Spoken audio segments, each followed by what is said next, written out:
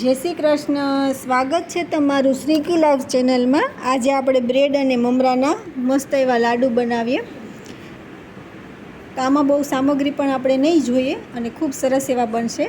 તો એક વાટકી આપણે મમરા લીધા છે, સફેદ મમરા. તેનો આપણે મિક્સરમાં પાવડર કરી લેવાનો છે. આ પાવડર તૈયાર થઈ જાય એટલે આપણે 2 નંગ બ્રેડ લીધી છે, તેનો પણ પાવડર કરી લેવાનો છે. તમે બ્રાઉન બ્રેડ કે મેંદાની કોઈ પણ બ્રેડ લઈ શકો છો. એ બંને પાવડર થઈ જાય એટલે આપણે એક વાસણની અંદર થોડું ઘી ગરમ કરવા રાખીશું.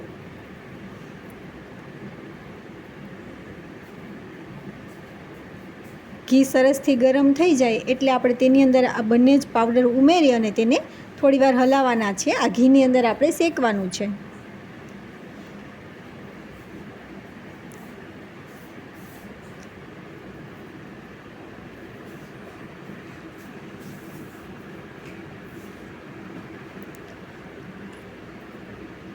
થોડી વાર સુધી આપણે એને હલાવતા રહેવાનું છે એટલે સરસથી શેકાઈ જાય અને સ્વાદ ખૂબ સારો આવે. ઘીની અંદર શેકીએ એટલે આપણે સ્વાદમાં ખૂબ સારું લાગશે.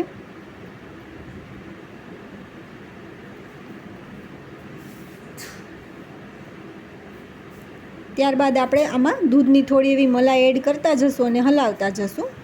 આપણું મિશ્રણ થોડું ઢીલું એવું થઈ જાય ત્યાં સુધી આપણે તેને હલાવતા રહેવાનું છે અને મલાઈ થોડી થોડી આપણે એડ કરવાની છે. એકસાથે આપણે વધારે મલાઈ એડ કરવાની નથી. એ થઈ જાય એટલે આપણે જેટલી ગળાશ પસંદ હોય તેટલું આપણે સાકરનો પાવડર એડ કરવાનો છે. થોડી વારમાં એ પણ ઓગળવા લાગશે અને આ મિશ્રણ આપણે એને હલાવતું રહેવાનું છે એટલે ઘટ થવા લાગે.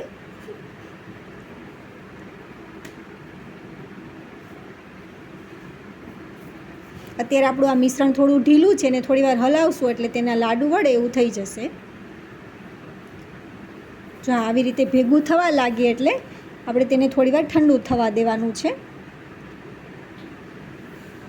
જો આપણું મિશ્રણ સરસ એવું બનીને તૈયાર થઈ ગયું છે તો હવે આપણે એક વાસણમાં લઈ લેશું અને તેને ઠંડુ થવા દેશું. તેની અંદર આપણે થોડો એલચીનો પાવડર પણ ઉમેરી દેશું અને આપણે લાડુ વાળી અને તૈયાર કરી લેશું. એની ઉપર ડ્રાય ફ્રૂટ એડ કર્યું છે.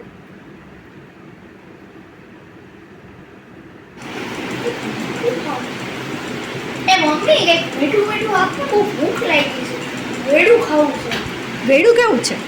હા, સ્વીટ. યસ. હાલે